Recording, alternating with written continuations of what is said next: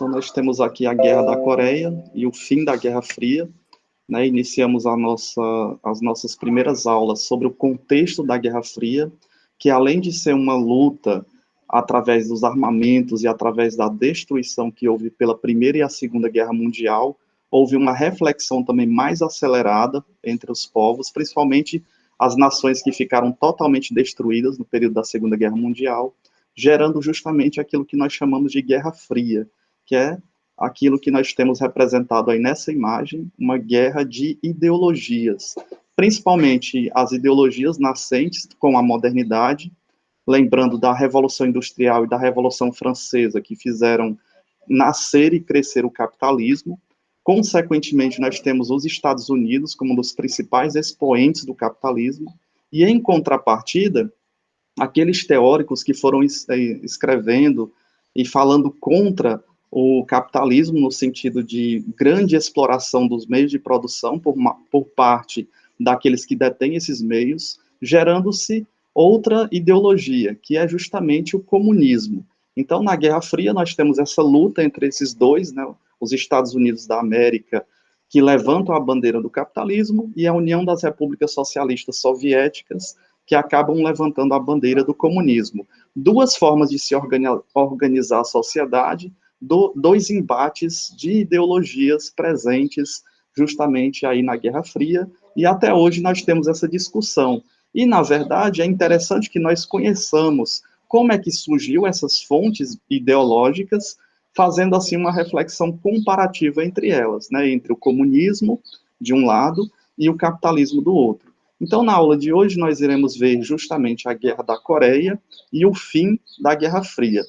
Nós temos tanto essa imagem, como nós podemos fazer essa reflexão inicial a partir daquilo que nós vimos também no nosso conteúdo do livro didático, né, onde nós temos aí essa disputa, uma charge irônica, né, do Kelvin e o Haroldo. Eles propõem uma simples brincadeira. Então, nós temos aí nos primeiros quadrinhos, né, o Haroldo chama o Calvin, que é o menininho, para brincar, né? Porque nós não brincamos de guerra e não de paz. Aí, poucos exemplos a seguir. Aí ele continua: eu serei o destemido americano defensor da liberdade e da democracia, e você será o detestável ateu e opressor comunista. E aí o Haroldo, ele olha assim, mas se eu nem sei direito o que é o comunismo, como é que você já me taxa dessa forma, né? Por isso que ele olha assim espantado. Ele nem consegue entender direito quem são os capitalistas e quem são os comunistas. E aí o menininho vai e prossegue na sua fala: nós estamos em guerra. Então, se você for atingido por um dardo, você morre e o outro lado vence, certo? Aí ele: entendi. Aí quando eles começam a brincadeira, não dura nem um segundo. Já, um atira no outro, e aí, inconformado, o Calvin diz: mas que jogo idiota, não é mesmo? E aí é uma reflexão justamente sobre os acontecimentos da Primeira Guerra Mundial, da Segunda Guerra Mundial, e ao mesmo tempo dessa Guerra Fria. Imaginemos, pois, se a União das Repúblicas Socialistas Soviéticas e os Estados Unidos entrassem em confronto, duraria-se pouco tempo, e iria haver muito mais destroços, muito mais mortes e muito mais destruição, tanto também da natureza. Isso não geraria, não levaria a nada. Por isso que o próprio Kelvin, ele diz: isso é um jogo idiota. Imagina mais a guerra. Estamos lutando em prol de quê mesmo? A sociedade está se desenvolvendo na ciência, na tecnologia, mas, ao mesmo tempo, os homens fazem mau uso dessa tecnologia que o levam à destruição, né? Por exemplo, as bombas atômicas de Hiroshima e Nagasaki, onde morreram milhares de pessoas devastadas justamente por uma guerra. E, ao mesmo tempo, nessa charge, nós podemos perceber aí a questão do egoísmo humano, onde justamente se buscam, por interesses próprios, a devastação e a destruição trazida pela guerra. Na charge, tanto do livro, nós temos também um autor, que é o Eric Hobsbawm, um grande historiador, que ele faz uma comparação em relação a essa guerra, né, a Guerra Fria, com o pensamento do Thomas Hobbes. Thomas Hobbes é um filósofo contratualista, que diz que a sociedade ela só existe por causa de um contrato que nós assinamos. Se não fosse esse contrato, ou seja, se não fosse as leis vigentes, nós nos degladiaríamos. Por isso que a frase dele, o homem é lobo do próprio homem. Por nossos egoísmos, o instinto egoísta, o homem acaba se autodestruindo. E, ao mesmo tempo, é o que aconteceu justamente na Primeira Guerra Mundial, na Segunda Guerra Mundial e na Guerra Fria, essa corrida armamentista que vimos na aula passada, a corrida pelas tecnologias, a corrida espacial, é também um jogo de interesses, onde aquele que consegue mais tecnologias vai acabando se destacando na sociedade, acaba se destacando de forma mais acelerada na sociedade. Então, nesse sentido, é uma guerra de todos contra todos. Por isso que essa reflexão do Calvin é muito interessante. Façam essas associações, né? Nós trouxemos aqui na aula de história um filósofo para discussão, o Thomas Hobbes, que vai ajudar também nas questões da redação, né? Na redação do Enem, quando se for falar de um tema específico, nós podemos muito bem fazer esses paralelos, tanto de uma charge que leva a essa crítica, como também ao pensamento, né, desses filósofos e também do historiador, o Eric Hobsbawm. Por isso que é muito interessante lermos também esses fragmentos de texto que o nosso livro já nos traz de forma tão rica e tão importante. Então, nós temos uma simples revisão do que nós vimos na aula passada, os elementos constitutivos da Guerra Fria. De um lado, o tio Sam representando o capitalismo, e ele segura um saquinho de dinheiro.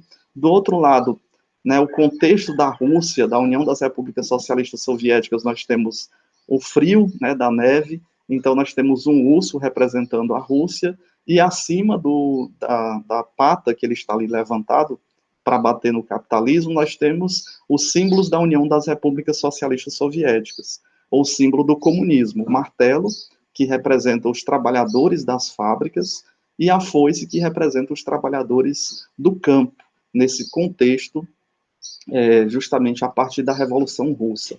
Vimos as principais alianças militares que foram construídas, a necessidade tanto dos Estados Unidos como da União das Repúblicas Socialistas Soviéticas de convidarem outros países para o seu campo ideológico. Então, eles fomentaram planos de investimento de grandes somas de dinheiro para trazer esses países que foram destruídos pela guerra para o seu campo, para serem aliados.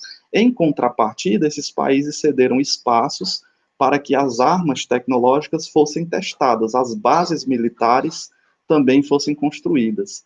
Vimos também a grande corrida armamentista, né? Se mostrava uma coisa, que estavam todos em paz, mas pelos bastidores existia uma grande necessidade, uma grande busca por armas biológicas, armas de efeito que destruísse cada vez mais a humanidade.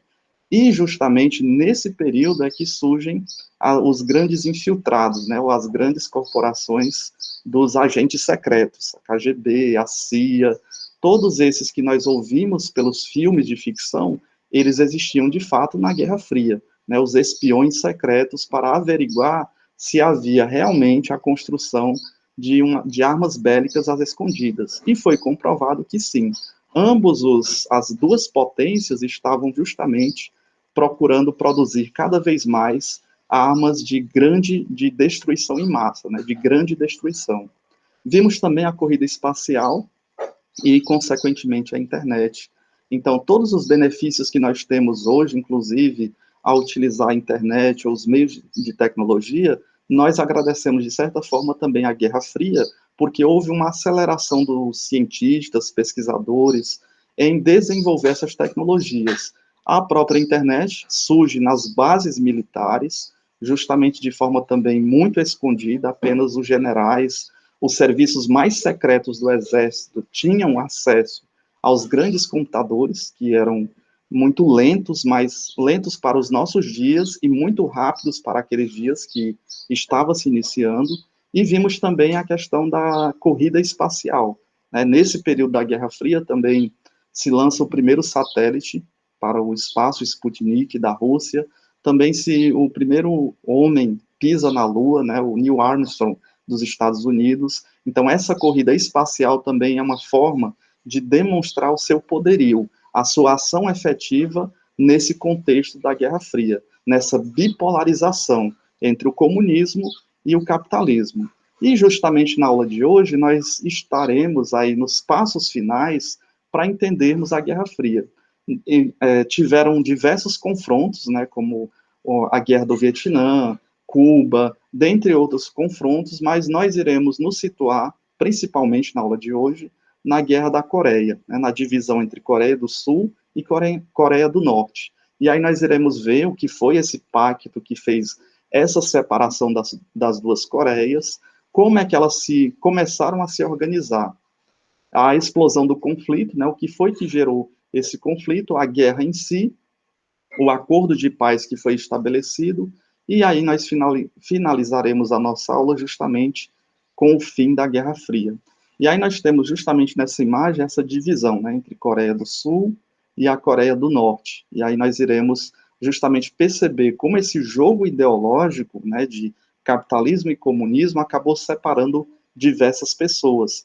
Inclusive, nós já vimos até em aulas anteriores a divisão da Alemanha, que gerou justamente o Muro de Berlim, separando a Alemanha oriental, responsável pelo comunismo, né, o comunismo era responsável, e a Alemanha ocidental, que os Estados Unidos ficaram responsáveis pelo desenvolvimento capitalista nessa parte da Alemanha. Lembrando que, sendo uma ideologia, acabou separando cidades, bairros, vizinhanças, através do Muro de Berlim. E aí nós temos, iniciando essa discussão sobre a Guerra da Coreia, foi uma guerra aí de 3 anos, né, de 1950 a 1953, e foi um conflito que envolveu as duas superpotências da Segunda Guerra Mundial. Mais uma vez, nós não podemos chamar esses pequenos conflitos que houveram, né, pequenos em relação às duas outras grandes guerras, porque não foram todos os países das superpotências que se envolveram numa guerra em conjunto, porque então seria uma terceira guerra mundial. E aí nós lembramos justamente da reflexão do próprio Albert Einstein, onde os pesquisadores foram entrevistá-lo e durante a entrevista perguntaram quais seriam os armamentos que se poderia usar numa terceira guerra mundial, né, já que o homem estava preocupado muito mais em produzir armas bélicas, né, as armas, tanques de guerra, metralhadoras, bombas atômicas, e o próprio Albert Einstein diz que não sabe, mas ele sabe que, eu só sei que se houver uma quarta guerra mundial, será a nível de paus e pedras, justamente porque ele está refletindo que se o homem continuar nessa corrida armamentista para destruir o outro e a si próprio, consequentemente, vai se gerar um estado de barbárie, e aí nós iremos voltar aos períodos da caverna. Os que sobreviverem, poucos sobreviverão. Essa reflexão é muito pertinente, ainda mais nesse contexto de tensões que nós estudamos, conhecido como Guerra Fria.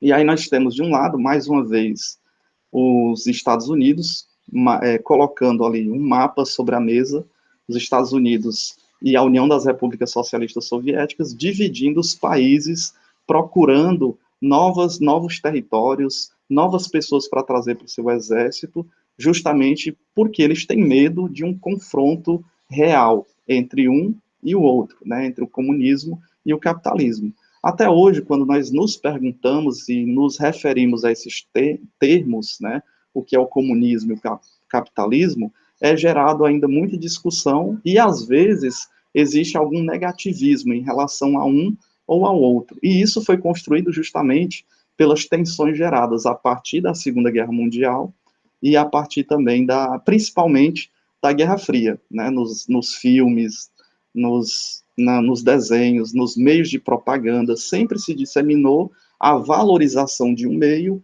e a desvalorização de outro.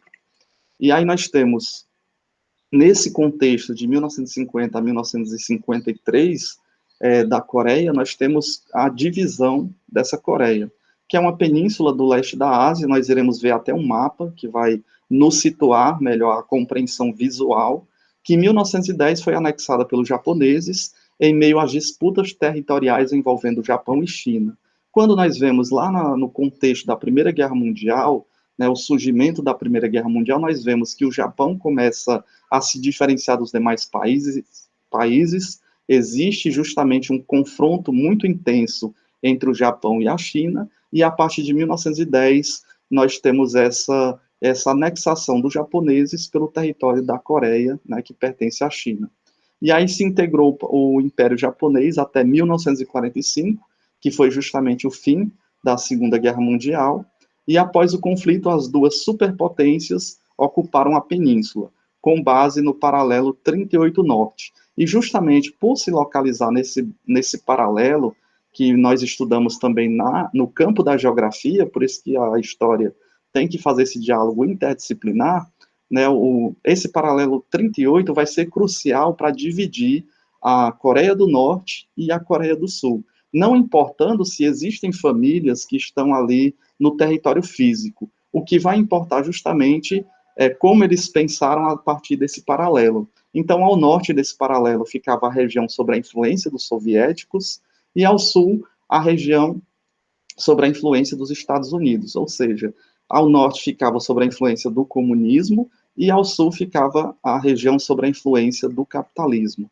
do desenvolvimento do capital, por assim dizer. E aqui nós temos justamente esse mapa que nos ajuda a olhar muito bem que divisão foi essa, né? A divisão da Coreia do Norte, a partir do paralelo que está passando justamente aqui na imagem desse mapa, e um paralelo chamado 38, eles se sentaram, se reuniram, olha, a parte do sul vai ficar com os Estados Unidos e a parte norte vai ficar com a União das Repúblicas Socialistas Soviéticas. Percebam justamente que nesse mapa, como a União das Repúblicas Socialistas Soviéticas tem um trecho aqui que liga muito bem com a Coreia do Norte, né? Então a divisão é justamente territorial e não existe uma preocupação com o humano ou com as famílias. Muitos, porém, poderiam estar bem aqui divididos, né? As próprias casas, os bairros, os terrenos divididos entre Coreia do Norte e a Coreia do Sul.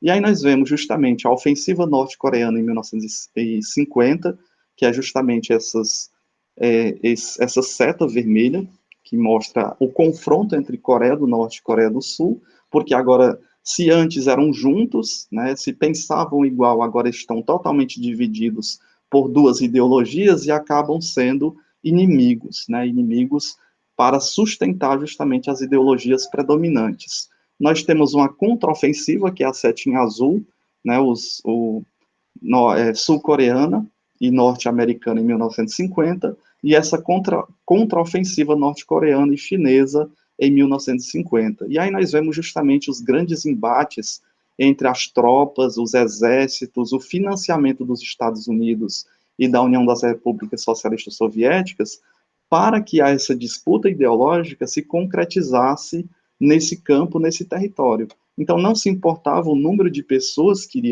iria morrer.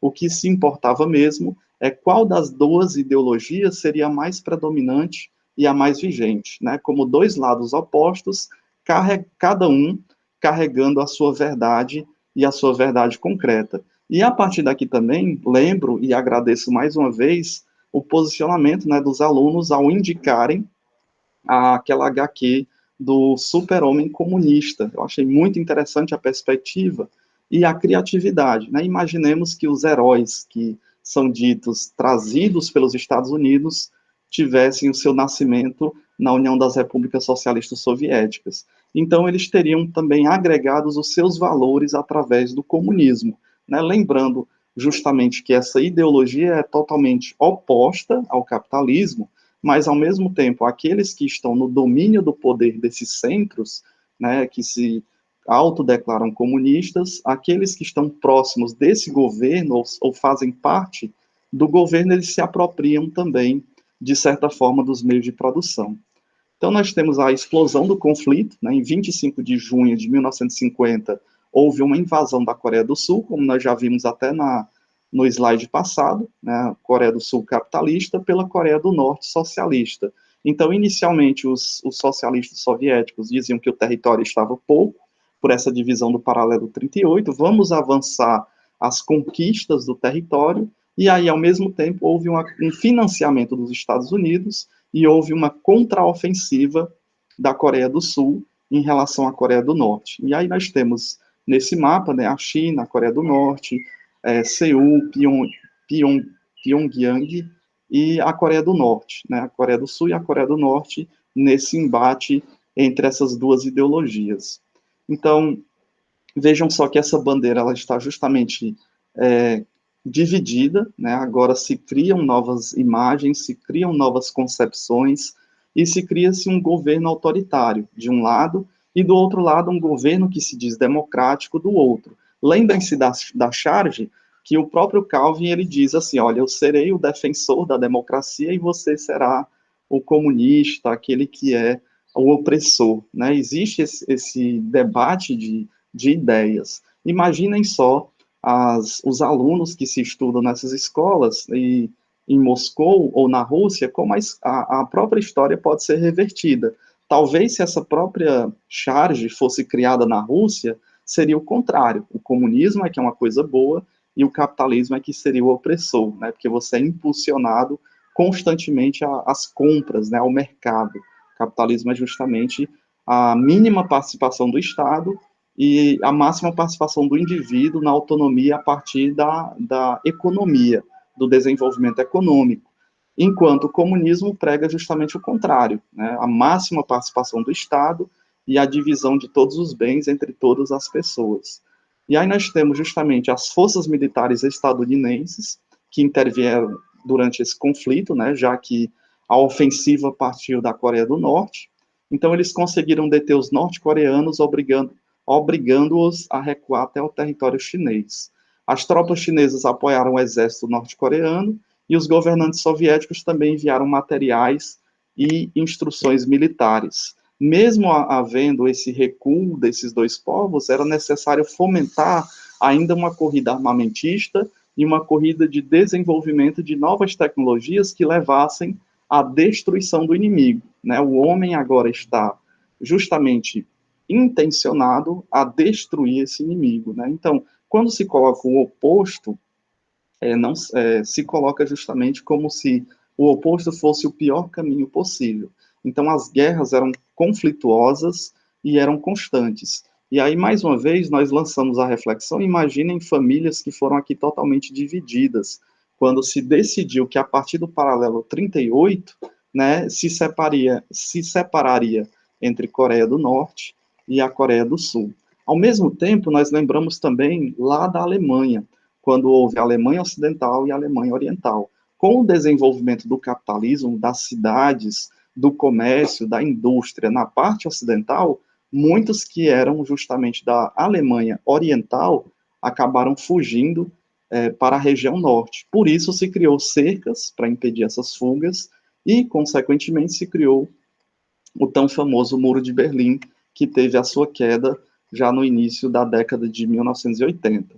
Então, aqui nós estamos na década de 1950, né, 50 a 53. Então, diante desses conflitos, houve um acordo de paz, né, e justamente esse acordo de paz nos ajuda a entender como é que mesmo pensando diferente, era necessário não promover uma terceira guerra mundial, porque também era um medo constante das pessoas de haver uma destruição total em massa. Então, no ano de 1953, aceleraram-se as negociações de paz, e é justamente o que nós vemos nessa imagem, né, os fotógrafos, os jornais da época registrando os principais representantes da Coreia do Norte e a Coreia do Sul, e aí quem é que vai intervir justamente? É o órgão defensor máximo para que não aconteça outras guerras mundiais, que é justamente a ONU, que foi criada em 1945. Lembrando que já se existia um órgão desde a Primeira Guerra Mundial, a Liga das Nações, mas ela não perdurou, né? No entanto que houve a Segunda Guerra Mundial, e aí foi criado a Organização das Nações Unidas, a ONU. Então, no dia 27 de julho, ocorreu um cessar-fogo, né? Houve um acordo de paz entre a Coreia do Norte e a Coreia do Sul, e os governantes das duas Coreias, com o aval da ONU, restabeleceram o paralelo 38, como fronteira entre a Coreia do Norte e a Coreia do Sul. Primeiro eles dividiram, depois houve-se a necessidade de reunificar, mas reunificar para quem? Para a Coreia do Norte ou para a Coreia do Sul? Tendo em vista que os conflitos estavam crescendo cada vez mais, não havia uma solução, então a solução era justamente respeitar o paralelo 38, né, o paralelo que se passa ali no mapa, e, ao mesmo tempo, cessar todos os conflitos, cessar essa guerra. Então, os combates levaram a um saldo de 2 milhões de mortos com essas ofensivas, né, da Coreia do Norte com a Coreia do Sul e da Coreia do Sul com a Coreia do Norte. Nós vemos que são muitas pessoas que acabaram morrendo nessa guerra, e a consequência justamente de todos os movimentos de guerra são justamente destroços. E além dos destroços materiais, como a perda de casas, cidades, veículos, a perda que não se tem como se recuperar são as vidas humanas, né? Muitos acabaram perdendo as vidas, sem contar aqueles também que ficaram aleijados, né, pelas bombas, perderam a perna, perderam o braço e etc. Por isso, houve-se a necessidade também desse acordo de paz em 1953. E aí, tendo a guerra em vista, esse confronto entre a guerra da Coreia do Norte e a Coreia do Sul, né, nós vemos até muitas reportagens sobre a Coreia do Norte, o principal representante que é visto como um deus, né, que é endeusado pelos coreanos, nós percebemos como a forte ideologia comunista também teve essa impressão, né, de colocar esses principais líderes. E aí, na década de 1980, teve o início uma série de transformação do bloco socialista. Hoje nós não chamamos mais de União das Repúblicas Socialistas Soviéticas. Os países foram tomando a sua independência, né, e uma adoção de uma política de distensão pela União das Repúblicas Socialistas Soviéticas. Essa distensão é justamente uma separação, uma autonomia, uma busca por mais autonomia econômica, né, através do capitalismo, também através do comunismo. E aqui nós temos justamente esse mapa que representa como era composto, né, a União das Repúblicas Socialistas Soviéticas, e aí depois houve o desmembramento desses países que faziam essa aliança com essa ideologia, né, do comunismo. E então, a partir de 1989, sobre impulso de reformas voltadas para a reestruturação da economia, nós temos duas linhas, né, a perestroika e a glasnost. Uma era para reestruturar a economia, né, trazer desenvolvimento, e o outro era uma liberalização política, a glasnost. Essa liberalização política é justamente sair das linhas do Stalin, do nascente comunismo, a partir da Revolução de 1917. Então, há uma abertura política. Pronto, a palavra, justamente, quando vocês virem em textos ou também em questões de Enem vestibulares, quando falarem de glasnost, é justamente uma liberalização, uma maior autonomia para outras possibilidades de pensamento político, ainda que o pensamento mais preponderante é justamente ainda atrelado ao socialismo ou ao comunismo. E quando nós falamos de reestruturação econômica, de desenvolvimento das cidades, das empresas, dos lugares, é justamente atrelado à perestroika. E aí promoveu-se uma abertura político-econômica também no leste europeu. E aí nós temos a imagem justamente representando, né, a perestroika e a glasnost, que são os termos russos utilizados pela época.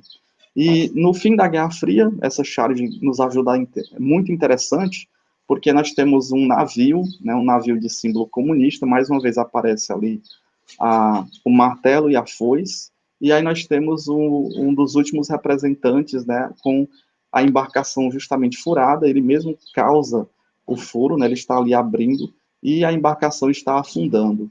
Então, aquilo que se pensava sobre o desenvolvimento a partir do comunismo, se dizem, os historiadores colocam, que houve-se um momento onde se abriu as cortinas da Rússia, né, onde a mídia falava que estava tudo bem, que havia desenvolvimento econômico, as pessoas estavam felizes, as pessoas tinham internalizado mesmo os princípios do comunismo, mas quando se abrem mesmo as cortinas pelas mídias, através dos outros países que conseguem adentrar em Moscou, na Rússia,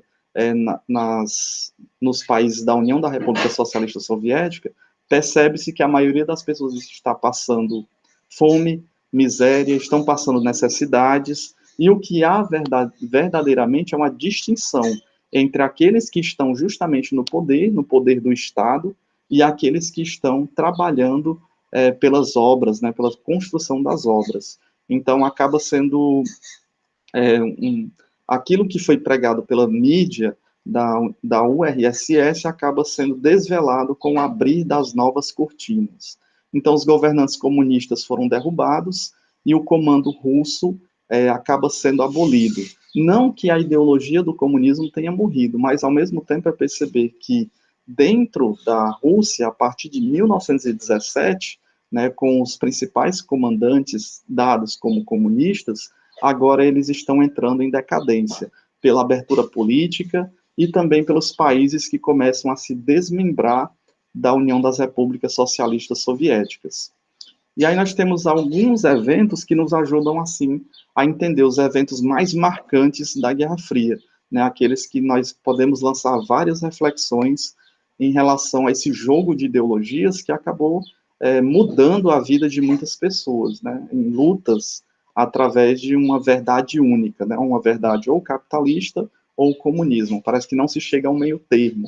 O que se importa é essa luta, essa briga ideológica. Então, nós temos algumas consequências das transformações políticas e econômicas, e aí esses eventos acabam, não são apenas eventos de concreto, né, que você pode ver, tocar ou ver fotos antigas, mas, ao mesmo tempo, é pensar como ideologias, ou seja, ideias produzidas pelos seres humanos, modificaram a vida das pessoas.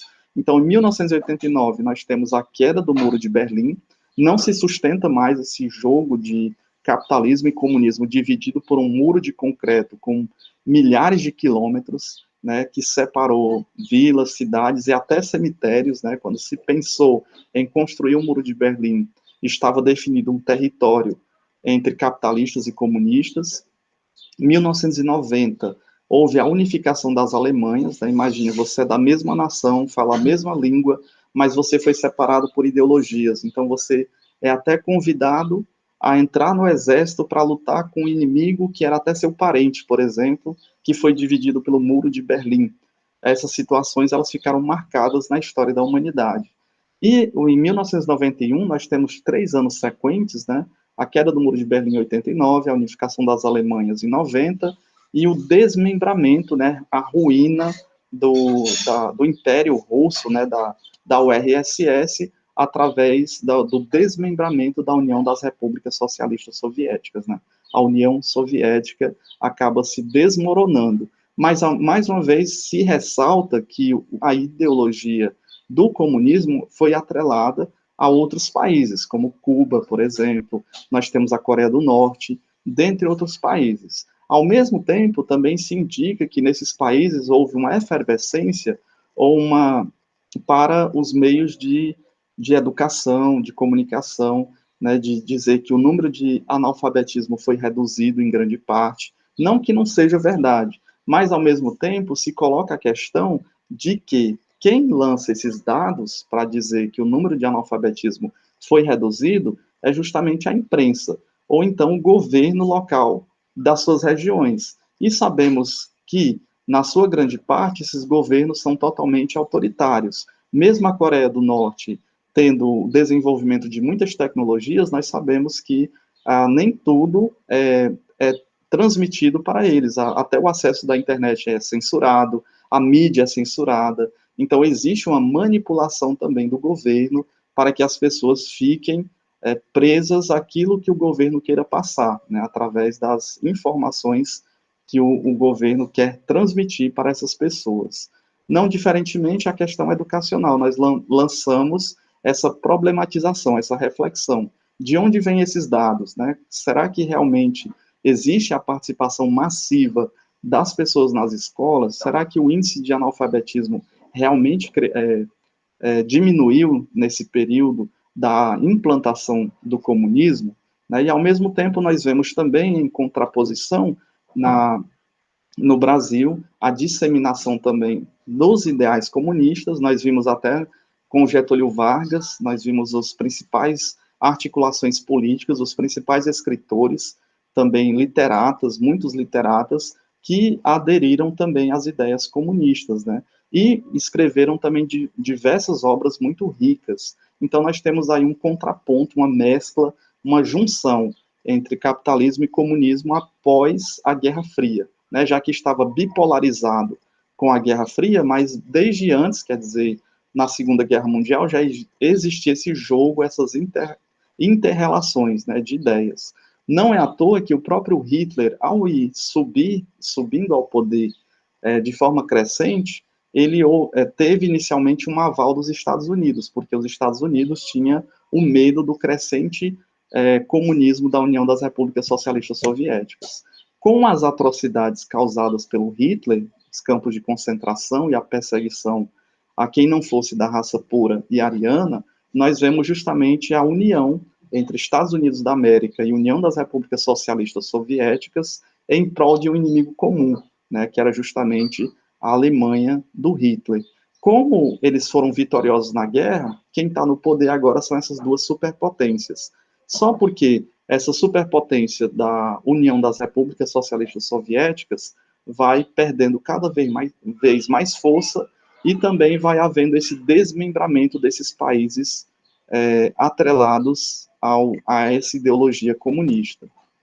E aí nós temos um mapa, né, que fala sobre a Europa no pós-Segunda Guerra Mundial, como é que a Europa estava justamente dividida, né, dividida entre o capitalismo e o comunismo. Nós dividimos até nas cores, né, todos esses países que estavam verdes, né, nós podemos ver que tem uma predominância justamente do capitalismo atrelado ao pensamento dos Estados Unidos, e essa parte roxa, né, mais roseada, rosa mesmo, nós temos a parte do comunismo da União Soviética, né, a Romênia, a Bulgária, Iugoslávia, Tchecoslováquia, a Polônia, todos esses países mais atrelados justamente com o pensamento comum, né, comum ao comunismo.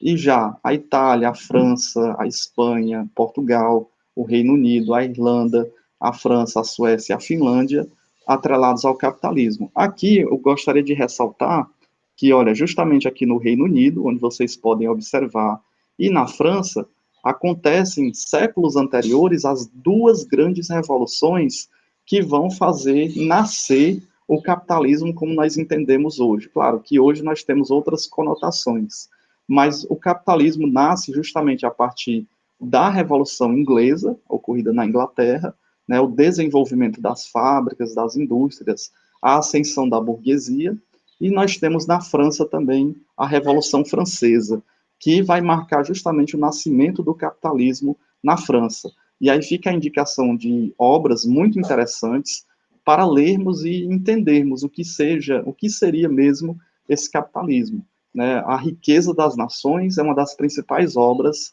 para entendermos o nascimento do capitalismo, do Adam Smith. Adam Smith é o escritor do livro A Riqueza das Nações. Em contraposição, quando nós falamos em comunismo, um dos principais teóricos seria o Karl Marx, que escreve o Manifesto Comunista e o Capital. Então, existe justamente a aplicação da luta dessas duas ideologias, né? O capitalismo de um lado e o comunismo de outro. E aí, como é que a Europa está totalmente dividida no pós-Segunda Guerra Mundial? Nós temos esse mapa que retrata, né, 1945 até o ano de 1990, né? Porque a partir de 1990 ou a partir de 1989 vai haver o desfacelamento justamente da União das Repúblicas Socialistas Soviéticas. E aqui existe um realce, né, entre Berlim, né, a Berlim Oriental e a Berlim Ocidental, que nós já fizemos aí uma breve reflexão, vendo os pontos positivos do comunismo e do capitalismo, e ao mesmo tempo percebendo que nesse período muitas pessoas que eram da parte oriental estavam sob o jugo ideológico do comunismo, começaram a fugir para a região da parte ocidental, né? Então, nós temos aí esse mapa que nos ajuda a entender essa perspectiva e, além, perceber também que esses países, eles foram construídos a partir de muitas lutas, muitas guerras que vêm desde a antiguidade. Nós pensamos que, inicialmente, quando nós começamos a estudar história, ou então no ensino fundamental, nós temos a ideia de que é tudo natural, né, que os países já estavam constituídos desde o princípio do mundo.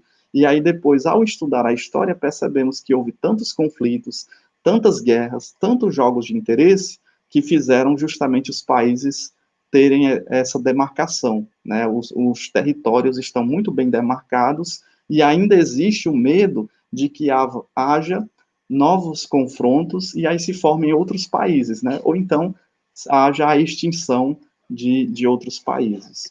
Então nós temos um bloco, né, soviético, que acabou sendo desfacelado, a União Soviética, toda essa parte rosa, nesse outro mapa, né, veja os países que formavam o bloco soviético, é sempre uma questão, porque se fala muito da União das Repúblicas Socialistas Soviéticas, sabemos que hoje só temos a Rússia, mas nem sempre nós sabemos quais são os países que compõem esse bloco soviético. Então nós temos aí a Ucrânia, o Cazaquistão, o Bezequistão,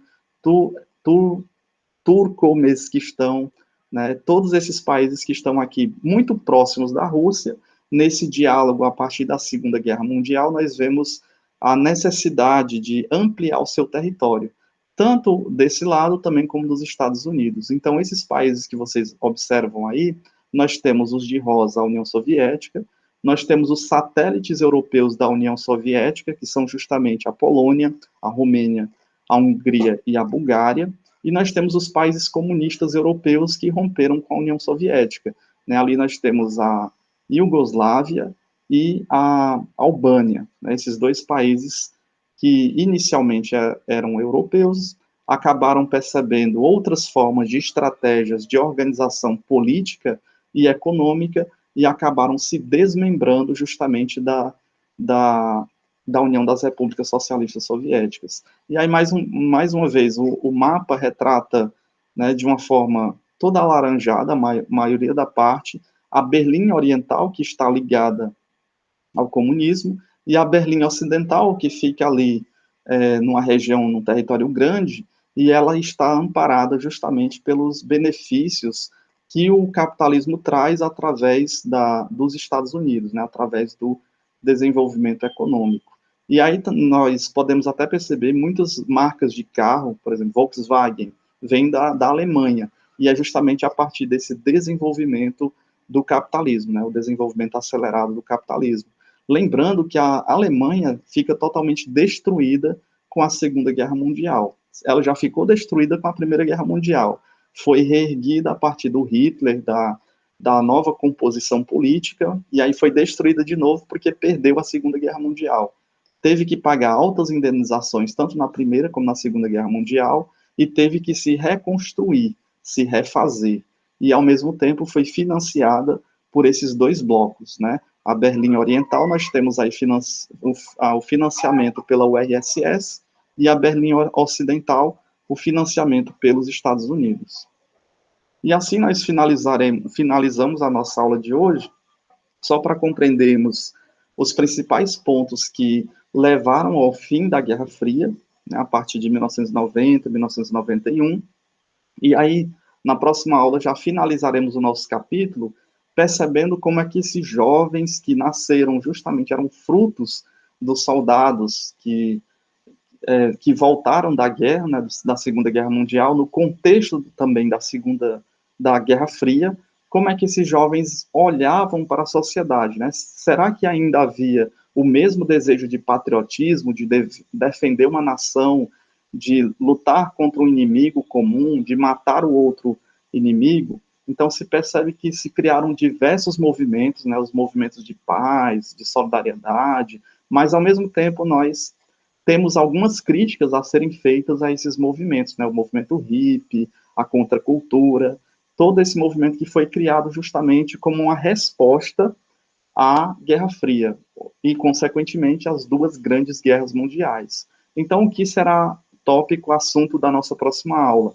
A sociedade e cultura na Guerra Fria, né? Como é que a sociedade vai se organizando e que tipo de cultura é essa? Lembrando que na Segunda Guerra Mundial, principalmente pelo nazismo e fascismo, né? O nazismo na Alemanha e o fascismo na Itália, a cultura estava voltada para o patriotismo, para a nação estava acima do homem, a pátria deveria ser defendida.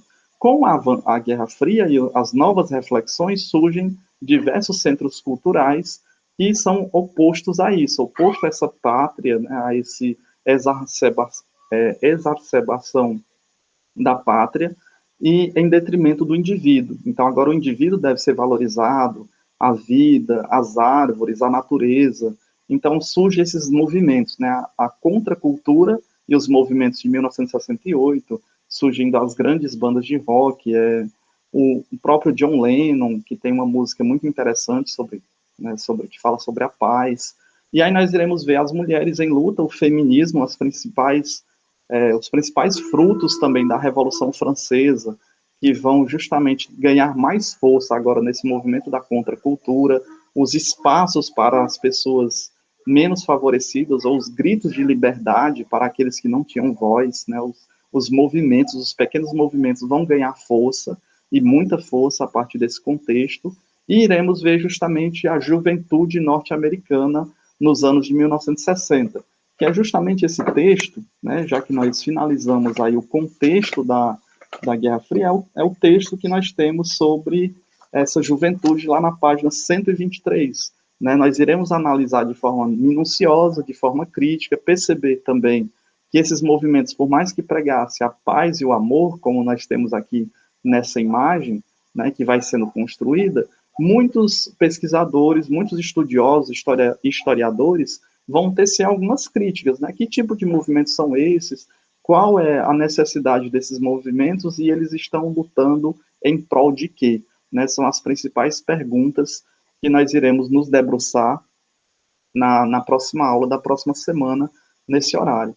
Então, nós finalizamos justamente com esses tópicos que iremos ver na próxima aula: sociedade e cultura na Guerra Fria, a contracultura e os movimentos de 1968, as mulheres em luta, o feminismo, a juventude norte-americana nos anos de 1960, e aí finalizamos justamente com a bibliografia, né, os livros que foram utilizados para nos embasar na construção do conhecimento nessa aula.